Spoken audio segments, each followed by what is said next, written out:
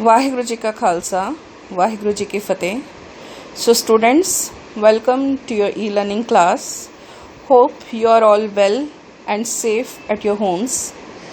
So today we are going to start our next poem, a ballad of Sir Pratap Singh. Ballad. What do you mean by ballad? Ballad is a poem in a narrative form. Narrative word ਜਿਹੜਾ ਨਾ, narrative is derived from the word narrate. और narrate का मतलब ਹੁੰਦਾ ਦੱਸਣਾ। तो ballad of sir Pratap Singh, ballad ਨੂੰ ਜਿਹਨੂੰ ਪੰਜਾਬੀ ਤੁਸੀਂ ਵਾਰ ਵੀ ਕਹਿ ਸਕਦੇ ਹੋ। ਵਾਰ ਦੇ ਵਿੱਚ ਅਸੀਂ ਕਿਸੇ ਵੀ ਕਹਾਣੀ ਨੂੰ ਜਾਂ ਕਿਸੇ ਵੀ ਘਟਨਾ ਨੂੰ, ਕਿਸੇ ਇਨਸਾਨ ਦੇ ਨਾਲ ਰਿਲੇਟਡ ਕਹਾਣੀ ਜਾਂ ਘਟਨਾ ਨੂੰ ਜਦੋਂ ਇੱਕ ਪੋਇਟੀਕਲ ਫਾਰਮ ਦੇ ਦਿੰਦੇ ਆ ਤਾਂ ਉਹ ਬੈਲੇਡ ਬਣ ਜਾਂਦਾ। So today the name of the poem is a ballad of sir Pratap Singh. तो ਇੱਥੇ ਜਿਹੜਾ ਤੁਸੀਂ ਬੈਲੇਡ ਰੀਡ ਕਰੋਗੇ ਉਹ ਸਰ ਪ੍ਰਤਾਪ ਸਿੰਘ ਬਾਰੇ ਹੈ। Sir Pratap Singh was a king of Jodhpur. बेटा देखो Jodhpur the spelling JODHPORE, not PUR। ठीक है। So first of all we will read the central idea of the poem. The present poem exposes and attacks the tyranny of the caste system in India. ये जो कविता तुसी पढ़ोगे ये बेनकाब करती है और अटैक करती है, प्रहार करती है किहदे उपर? The tyranny of caste system in India. Bharat दे विच जो जाति प्रथा चलती आ रही है उहदी मूर्खता नूं बेनकाब करती है, उहदे उपर अटैक करती है, हमला करती है या प्रहार करती है। And it asserts that man's caste is determined not by his birth but by his actions. और इस गल ते जोर दिंदी है कि इंसान दी जिहड़ी जात है उसदे जन्म तो निर्धारित नहीं हो सकती। It is not determined by his birth but by his actions, बल्कि ਉਹਦੇ ਕਰਮਾਂ ਤੋਂ ਹੀ ਉਸਦੀ ਜਾਤ ਦਾ ਪਤਾ ਜਿਹੜਾ ਲੱਗਦਾ। ਇਨਸਾਨ ਦੀ ਜਨਮ ਤੋਂ ਨਹੀਂ ਬਲਕਿ ਉਸਦੇ ਐਕਸ਼ਨਸ, ਜਿਹੜੇ ਗੁੱਡ ਐਕਸ਼ਨਸ ਹੈ ਉਹਨਾਂ ਤੋਂ ਹੀ ਉਸਦੀ ਜਾਤ ਜਿਹੜੀ ਹੈ ਉਹ ਪਤਾ ਲੱਗਦੀ ਹੈ। men of noble heart irrespective of their birth belong to one caste। ਉਹ ਲੋਕ ਜੋ ਨੇਕ ਦਿਲ ਦੇ ਹੈ, ਚਾਹੇ irrespective of their birth, ਚਾਹੇ ਉਹਨਾਂ ਦਾ ਜਨਮ ਕਿਤੇ ਵੀ ਹੋਇਆ ਹੋਵੇ, ਕਿਸੇ ਵੀ ਦੇਸ਼ ਵਿੱਚ ਹੋਇਆ ਹੋਵੇ, ਦੇ belong to only one caste. ਉਹ ਸਿਰਫ ਇੱਕ ਹੀ ਜਾਤ ਨੂੰ ਬਿਲੋਂਗ ਕਰਦੇ ਹੈ। A true soldier is related to all the soldiers of the world. ਇੱਕ ਜਿਹੜਾ ਸੱਚਾ ਸੈਨਿਕ ਹੈ ਉਹ ਦੁਨੀਆ ਦੇ ਹਰ ਇੱਕ ਸੈਨਿਕ ਦੇ ਨਾਲ ਜੁੜਿਆ ਹੋਇਆ ਹੈ, ਹਰ ਇੱਕ ਸੈਨਿਕ ਦੇ ਨਾਲ ਆਪਣਾ ਸੰਬੰਧ ਜਿਹੜਾ ਰੱਖਦਾ। A true soldier and he shares a common bond of valour, courage and brotherhood with all the soldiers। और एक ਜਿਹੜਾ ਸੱਚਾ ਸੈਨਿਕ ਹੈ ਉਹ ਦੁਨੀਆ ਦੇ ਸਾਰੇ ਸੈਨਿਕਾਂ ਦੇ ਨਾਲ ਇੱਕ ਸਾਂਝਾ ਬੌਂਡ, ਇੱਕ ਸਾਂਝਾ ਰਿਸ਼ਤਾ ਸ਼ੇਅਰ ਕਰਦਾ ਹੈ। ਔਰ ਉਹ ਸਾਂਝਾ ਰਿਸ਼ਤਾ ਹੈ ਵੇਲਰ, ਬਹਾਦਰੀ ਦਾ, ਬਰੇਵਰੀ, ਕਰੇਜ, ਹਿੰਮਤ ਦਾ ਔਰ ਭਾਈਚਾਰੇ ਦਾ। So let's start the poem. In the first year of him that first was emperor and king, a rider came to the rose red house, the house of Pratap Singh। So उसनू राजा या सम्राट बने, emperor मतलब सम्राट, तो उसनू राजा या सम्राट बने हाले पहला साल ही चल रहा सी। उसनू मीन्स सर प्रताप सिंह। तो सर प्रताप सिंह नू हाले राजा या सम्राट बने पहला साल ही चल रहा सी। A rider came to the rose red house, the house of Sir Pratap Singh। कि एक घुड़सवार, राइडर घुड़सवार सर प्रताप सिंह दे महल दे विच आया। और सर प्रताप सिंह दे जिहड़े महल है उसनू नाम दिता गया है रोज रेड हाउस, लाल गुलाबी महल। तो उसके लाल गुलाबी महल दे विच एक घुड़सवार आया। Young he was and an Englishman and his soldier hilt and heel, and he struck fire in Pratap's heart as the steel strikes on steel। Young he was, वो जवान सी, नौजवान सी, and was an Englishman, और एक अंग्रेज सी, अंग्रेज britisher C, not एक कि जिन्होंने इंग्लिश आंदी हो इंग्लिशमैन है, no, he was Britisher. and a soldier hilt and heel, और सिर तो लेके पैरों तक वो एक सोल्जर नज़र आंदा सी, because he was in uniform। तो सिर तो लैके पैरों तक एक सिपाही की तरह नज़र आता सी।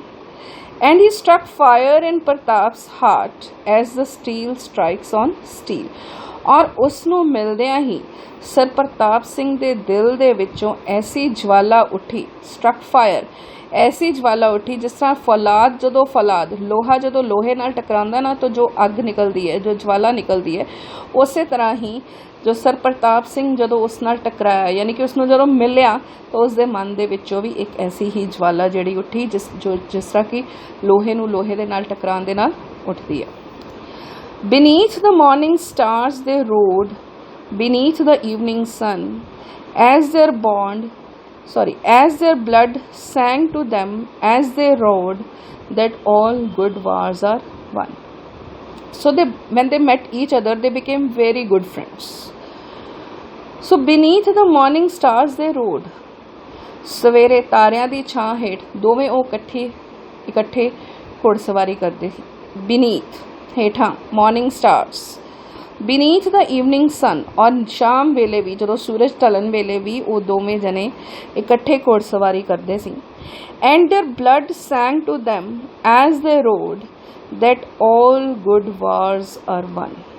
और जदों घुड़सवारी करते तो उन्हां दे मनां दे विचों, उन्हां दे दिल दे विचों एक ही तरह की आवाज़ जिहड़ी है वो निकलदी और एक संगीतमई आवाज़ निकलदी। सैंग लिखे ना, and their blood sang to them as they rode, that all good wars are won. तो जदों इकट्ठे घुड़सवारी करते तो उसके दिलों के विचों, दोवां दे दिलों के विचों एक ही तरह की संगीतमई आवाज़ निकलदी कि चंगे कम्मां लई कीतियां गईयां लड़ाइयां सारियां सेम ही हुंदियां हन। नेक कम्मां लई कीतियां गईयां लड़ाइयां दे आर वन, वो सेम एक ही हुंदियां हन। They told their tales of the love of women, their tales of east and west, but their blood sang that of all their loves they loved a soldier best। तो वो घुड़सवारी करते हुए एक दूजे नूं अपने प्यार वालियां कहानियां भी सुनाते। Tales, stories of the love of women, प्यार दियां कहानियां सुनाते एक दूजे नूं। The tales of east and west, क्योंकि sir Pratap Singh eastern country नूं बिलोंग करदा सी, पूर्वी देशां नूं, और जो इंग्लिश सोल्जर सी वो वैसटर्न कंट्री नूं बिलोंग करदा सी। तो पूर्वी और पश्चिमी देशां दीयां कहानियां एक दूजे नूं सुनाते। But their blood sang that of all their loves they loved a soldier best. लेकिन दोवां दे दिलां दे विचों या मनां दे विचों फिर एक ही तरह की आवाज़ आंदी कि that they loved a soldier best, कि वो सब नाल ज़्यादा एक सोल्जर नाल ही प्यार जिहड़ा वो करते हैं। So ran their joys the allotted days, till at the last day's end, the shadow stilled the rose-red house and the heart of Sir Pratap's friend। So उन्हां दी जिहड़ियां खुशियां सी ना, ran their joy कुछ अलॉटेड डेज तक ही चलियां, यानी कि कुछ लिमिटेड डेज, अलॉटेड लिमिटेड मिथे हुए दिन, फिक्स्ड डेज तक ही चलियां। Till at the last days end, जिन्नी देर तक कि आखिरला दिन नहीं आ गया। The shadow stilled the rose red house. Shadow, shadow तो मतलब परछावां, और वो परछावां किहदा सी? मौत दा परछावां। द शैडो ऑफ डेथ, मौत दे परछावे ने लाल गुलाबी महल नूं और सर प्रताप सिंह दे दिल नूं घेर लिया। अपना जिहड़ा परछावां सी सर प्रताप सिंह दे दिल दे उपर भी और उसदे महल दे उपर भी पाया। और किहड़ा परछावां? मौत दा परछावां, यानी कि जिहड़ा that English soldier he died suddenly. When morning came in narrow chest, the soldier's face they hid, and over his fast dreaming eyes shut down the narrow lid। जदों सवेर होई, when the morning came in narrow chest, एक छोटे जे ताबूत दे विच, तंग बक्से दे विच, the soldier's face they hid, उन्हां ने उस सिपाही दे चेहरे नूं छुपा दिता, रख दिता, उस मतलब उसकी बॉडी नूं उस ताबूत दे विच, उस तंग बक्से दे विच रख दिता।